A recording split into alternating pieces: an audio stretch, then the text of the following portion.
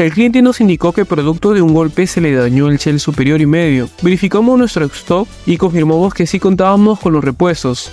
Luego procedimos a realizar el desarmado del equipo e instalación de las nuevas piezas. Este es un proceso que puede durar varias horas, porque se tiene que desarmar el dron por completo. Una vez cerrado el equipo y verificando que todo esté correcto, finalizamos la reparación con la respectiva prueba de vuelo. Y atención, si quieres reparar tu equipo, pero no vives en Chiclayo, no necesitas venir hasta nuestra oficina. Puedes enviarlo por la agencia de tu preferencia. Solo contáctanos para brindarte todos los detalles. Atendemos a todo el norte del Perú.